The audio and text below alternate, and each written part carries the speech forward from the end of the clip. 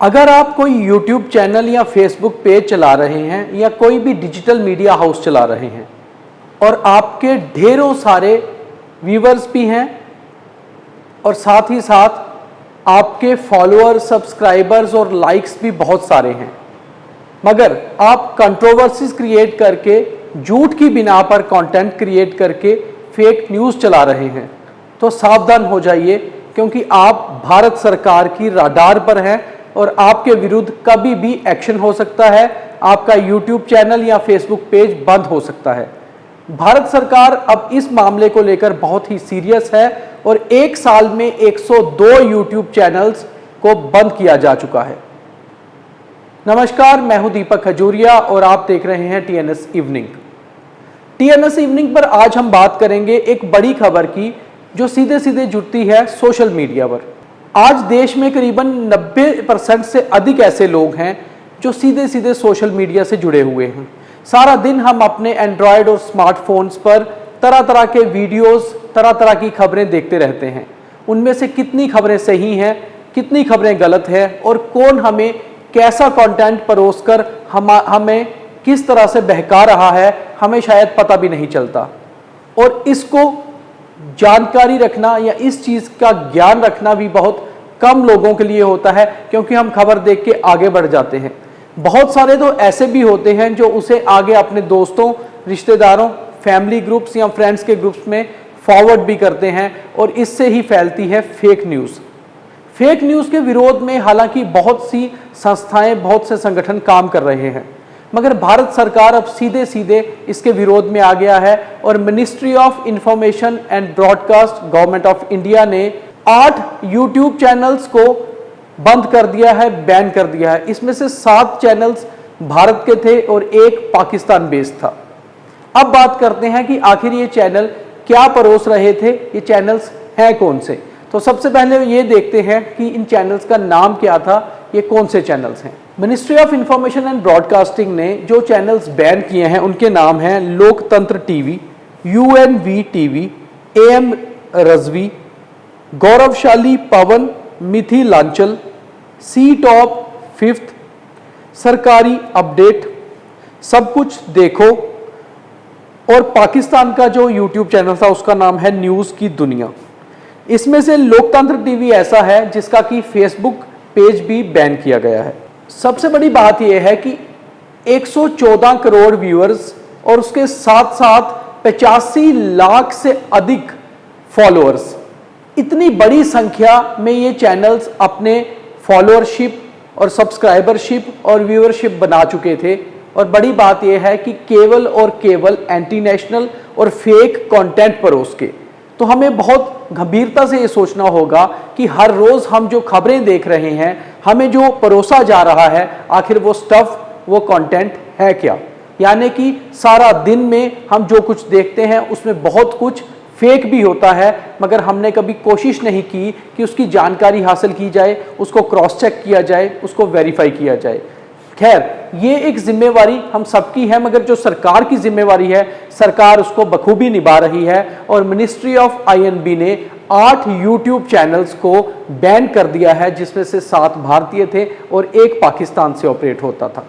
अब बात करते हैं कि किस किस्म का ये कंटेंट परोसा करते थे। अगर अमूमन तौर पर हम अपने जम्मू कश्मीर की बात करें तो यहाँ भी इस तरह का एक्शन सरकार अब ले रही है। हमने कुछ दिन पहले देखा था कि जम्मू के रामबन जिले में DC रामबन ने 7 YouTube चैनल्स और Facebook पेज को बंद कर दिया था, जो कि फेक न्यूज़ चला रहे थे और ये कहा था कि ये सभी इलीगल वेब पोर्टल्स हैं।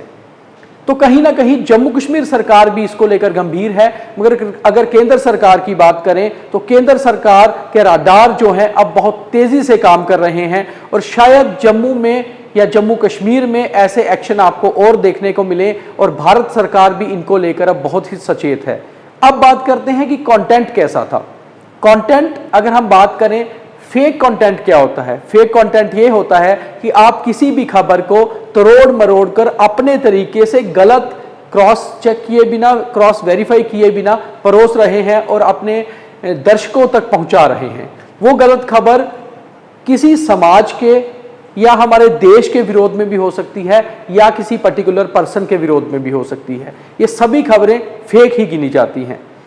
ये मॉडस ऑपरेंडी क्या था, इस पर बात करते हैं। तो मॉडस ऑपरेंडी इन चैनल्स का ये रहता था कि ये तकरीबन बड़े चैनल्स के कुछ एंकर्स, बड़े कुछ नेता जो हमारे देश के हैं, उनकी तस्वीरों के साथ बहुत कैची से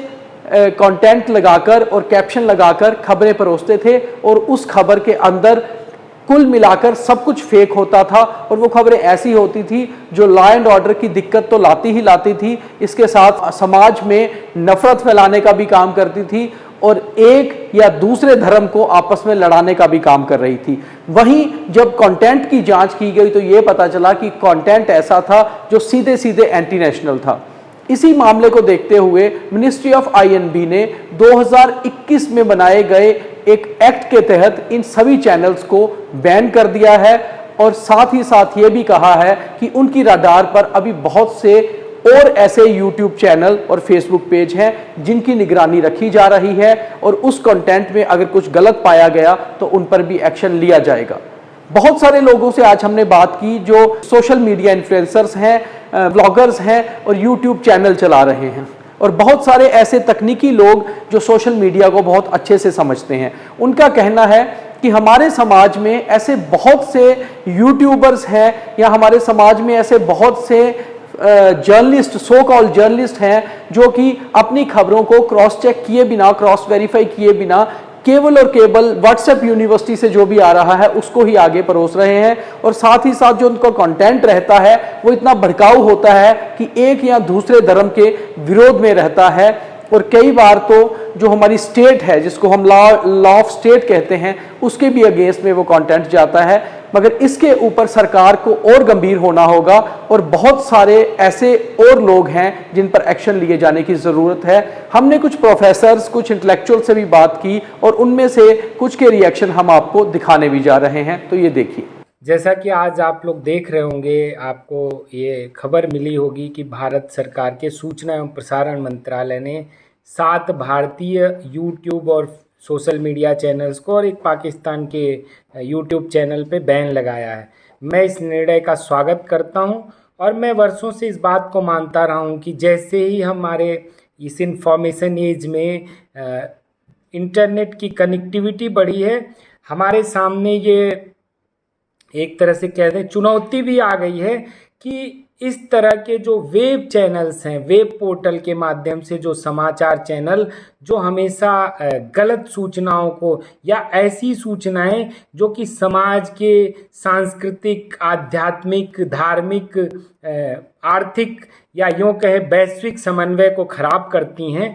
उसकी दिशा में काम कर रहे हैं। ये तो सिर्फ एक शुरुआत है, इस शुरुआत का मैं बहुत बहुत स्वागत करता हूं, लेकिन साथ ही मैं ये अपेक्षा भी रखता हूं कि आने वाले समय में सरकार और कड़े फैसले ले और इस तरह के जितने भी चैनल, चाहे वो फेसबुक के माध्यम से, चाहे वो यूट्यूब के माध्यम से या अन्य किसी वेब पोर्टल के माध्यम से चलाए जा रहे हैं और जो देश और समाज को तोड़ने का, जो देश की जो हमारी इमेज है उसको बिगाड़ने का या जो हमारे देश में धार्मिक समन्वय है उसको बिगाड़ने का काम करते हैं, ऐसे सभी तरह के चैनल्स को, ऐसी सब किसी तरह की गतिविधि को यथाशीघ्र बंद किया जाए। हालांकि आपने ये खबर आज बहुत से सोशल मीडिया नेटवर्क पर और चैनल्स में देखी होगी, मगर आपके तक ये खबर विस्तार से पहुंचाने का केवल और केवल ये मकसद था कि अगर 114 करोड़ व्यूअरशिप और साथ ही साथ 85 लाख से अधिक सब्सक्राइबर लेकर ये चैनल इतनी बड़ी संख्या में लोगों को बेवकूफ़ बना सकते हैं या उनके सेंटीमेंट से खेल सकते हैं, तो आप खुद सोचिए कि सोशल मीडिया पे किस तरह का कंटेंट आ रहा है और वो किस तरह से आप लोगों पर जादू करके केवल अपने व्यूज़ और लाइक्स कमा रहा है। तो बिल्कुल सचेत हो जाइए, जो भी देखिए उस पर पूरी तरह से गौर कीजिए कि क्या वो कंटेंट सही था या नहीं। तो आज इतना ही, कल दोबारा किसी और खबर के साथ आपके सामने होंगे। तब तक के लिए लगातार देखते रहिए द न्यूज़ स्क्वायर।